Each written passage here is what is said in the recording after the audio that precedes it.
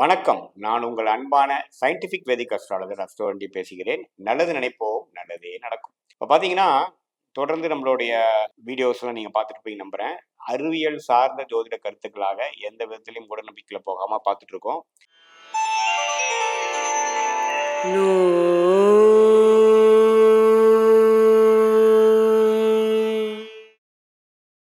ரிஷப ராசிக்காரர்களுக்கு 2025, 26, 27 அந்த அடுத்த வருடம் 2025 நடக்கக்கூடிய சனி பயிற்சி, ராகு கேது பயிற்சி, குரு பயிற்சி எத்தகைய ஒரு தாக்கத்தை ரிஷபராசிக்காரர்களுக்கு கொடுக்க போகிறது என்பதை நம்ம பார்க்க போறோம். அதுக்கு முன்னாடி நம்மளோட சேனல் ஃபர்ஸ்ட் டைம் வரவங்க மறக்காம சப்ஸ்கிரைப் பண்ணுங்க. உங்களுக்கு பிடிச்ச வீடியோஸை வந்து ஃப்ரெண்ட்ஸ் அண்ட் ரிலேட்டிவ்ஸ் ஷேர் பண்ணுங்க, லைக் கொடுத்து எங்களுக்கு உத்வேகப்படுத்துங்க.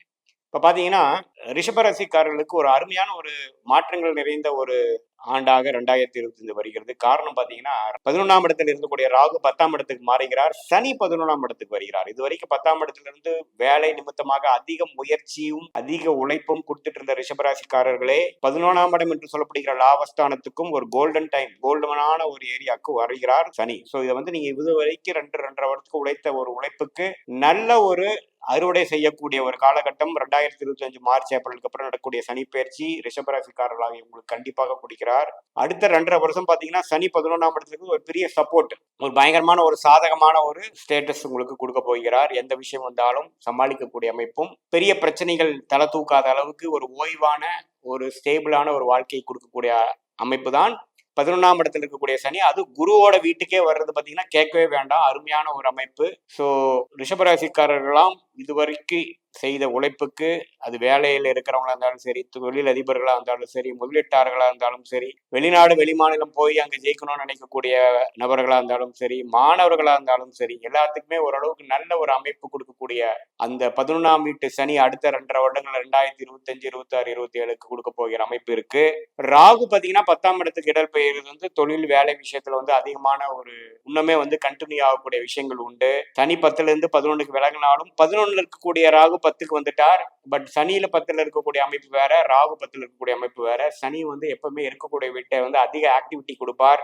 வேலை நிமித்தம் தொழில் அதுல பயங்கர உத்வேகத்தை கொடுத்துட்டு இருந்த சனி இப்ப 11ஆம் இடத்துக்கு போய் அதோட பலனை அணிவிக்கக்கூடிய அமைப்பு கொடுத்தாலும் ராகு 10ஆம் இடத்துக்கு வந்து இன்னும் சில அபிவிருத்திகள், சில விஷயங்கள் இன்னுமே அதிகமாக வேற ஆங்கிள் நாம போய் சில இந்த நல்ல நேரத்தை மற்ற ஒரு நல்ல ஒரு முயற்சிக்காகவும் நல்ல ஒரு டெவலப்மெண்ட்டுக்காகவும் யூஸ் பண்ணக்கூடிய உத்வேகம் கண்டிப்பாக 10ஆம் இடத்துல கூட ராகு ரிஷபராசிக்காரருக்கு கொடுப்பார். அது ராகு திசை நடக்கிறவங்க பார்த்தீங்கன்னா இன்னுமே வேலை நிமித்தமா தொழில் நிமித்தமா அதிகமான முயற்சிகள், புதுசா ஒரு ஏரியால போகிறது, இது வரைக்கும் போகாத ஏரியால போகிறது, சோசியல் மீடியா, டெக்னாலஜி அது மாதிரி லைன்ல இருக்கிறவங்களுக்குலாம் நல்ல ஒரு முன்னேற்றத்தை கொடுக்கக்கூடிய அமைப்பு கண்டிப்பாக உண்டு. அதே சமயத்துல கேது பாத்தீங்கன்னா 5ஆம் இடத்துல கேது இருந்து குரு பார்வை பெற்றிருந்த கேது குழந்தைகள் நிமித்தமா மற்றவங்க நிமித்தமா சுப செலவுகள்லாம் கொடுத்துட்டு இருந்த கேது பாத்தீங்கன்னா அப்ப 4ஆம் இடத்துக்கு வந்து வேலை, வீடு, இடம், அம்மா, தாயார் அது மாதிரி விஷயத்துல அதிக ஆக்டிவிட்டி கொடுக்க போறார், அதிகமான ஒரு ஃபோக்கஸ் கொடுக்க போகிறார். வீடு சம்பந்தப்பட்ட விஷயங்கள், இடம் சம்பந்தப்பட்ட விஷயங்கள், வண்டி வாகனம், அதாவது 4ஆம் பாவம் சம்பந்தப்பட்ட எல்லா விஷயங்கள்லயும் பாத்தீங்கன்னா அதிகமான ஒரு டெவலப்மெண்ட். அதாவது ஒரு வண்டியை கொடுத்து இன்னொரு வண்டி வாங்குறது, பழசை சரி பண்றது, வீட்டை பெருசுப்படுத்துறது, ஒரு இடத்தை கொடுத்து இன்னொரு இடம் வாங்குறது, அது மாதிரி பல விஷயங்கள் செய்யக்கூடிய அமைப்பு இருக்கு. தாயாரின் உடல் நலமும் கொஞ்சம் கேர்ஃபுல்லா இருக்கக்கூடிய அமைப்பு ரிஷபராசிக்காரர்களுக்கு உண்டு. அதே சமயத்துல குரு ராசியில் இருக்கக்கூடிய குரு 2ஆம் இடத்துக்கு போறது பாத்தீங்கன்னா அந்த ஏன் வந்து சனி 11ஆம் இடத்துல இருந்து ஒரு நல்ல பலனை கொடுக்கிறாருக்கு ஒரு டபுள் கன்ஃபர்மேஷன். குரு 2ஆம் இடத்துல இருந்து அதிகமான கேஷ் ஃப்ளோ, கடன் அடைவதனால் அதிகமான பணம் தங்குவது, நமக்கு வருமானம் அதிகமா வருவது, மறைமுக வருமானம், ஸ்டாக் மார்க்கெட் வருமானம், இடம் வீடு வித்ததுல ஒரு காசு, அது மாதிரி பல விஷயத்துல நல்ல ஒரு நிதி புழக்காட்டம் வரக்கூடிய அருமையான அமைப்பு குரு 2ஆம் இடத்துக்கு வரக்கூடிய அமைப்பு இருக்கு.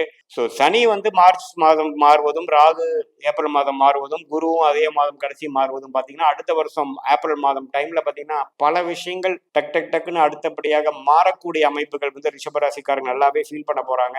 கடந்த 2.5 வருடமாக இருந்த உழைப்பு, முயற்சி, அலைச்சல், எத்தனையோ சாக்ரிஃபைஸ், இது எல்லாத்துக்கும் ஒரு நல்ல ஒரு நிவர்த்தி கொடுக்கக்கூடிய ஒரு பலனை கொடுக்கக்கூடிய ஒரு பொற்காலம் என்றுதான் சொல்ல வேண்டும் ரிஷபராசிக்காரருக்கு. ஸோ 12 ராசியிலேயே அதிகமான ஒரு பலனை அடையக்கூடிய ஒரு ராசியாக ரிஷபராசிக்காரர் கட்டாயம் வருகிறார்கள். சனி 11ஆம் இடத்துக்கு வந்தனாலையும் குரு 2ஆம் இடத்துக்கு போவதனாலையும் இது வந்து பரிபூர்ணமாக ஒரு அருமையான டைம் வருது. இந்த டைம்ல முயற்சி எடுப்பது எல்லாமே எல்லாமே திருவினையாக்கக்கூடிய அமைப்பு இருக்கு. ஓரளவுக்கு சுமாரான தசாபுக்திகள் நடக்கும் பட்சத்தில் நீங்க பயப்பட வேண்டியதில்லை, எல்லாமே ஓரளவுக்கு நல்லா இருக்கும். ஸோ இது மாதிரி ஸ்டாக் மார்க்கெட்ல போறது, வெளிநாடு போயிட்டு வர்றது, புதுசா ஒரு இன்வெஸ்ட்மெண்ட் பண்றது, ஒரு கூட்டு முயற்சி செய்வது, இது எல்லாத்துக்கும் உகந்த ஒரு அருமையான காலமாக இருக்கிறது. உங்களுடைய ஜென்ம ஜாதகத்தில் என்ன லக்னத்துல பிறந்திருக்கீங்க, இப்ப என்ன தசாபுக்திகள் போகுதுங்கிறதெல்லாம் உண்மையுமே ஒப்பிட்டு பார்க்கும் பொழுது இப்ப இருக்கக்கூடிய கோச்சாரமும் இப்ப நடக்கக்கூடிய தசாபுக்திகளும் எப்படி இருக்கிறத வச்சு மேட்ச் பண்ணி பார்க்கும் பொழுது உண்மையுமே துல்லியமான பலன்கள் நம்ம எடுக்கலாம். ஃபார் எக்ஸாம்பிள் ராகு திசை நடந்ததுன்னா 10ஆம் வீடுங்கிற தொழில்ஸ்தான விஷயத்துல நிறைய ஒரு ஆக்டிவிட்டி நடக்குது என்றும், சனி திசையா இருந்ததுன்னா அது நல்ல லாபத்தை கொடுக்கக்கூடிய அமைப்பா இருந்தும், குரு திசையா இருந்ததுன்னா 2 8ஆம் இடம் சம்பந்தப்பட்ட குருவா இருக்கிறதுனால கொஞ்சம் முதலீடுகள், கூட்டு முயற்சி,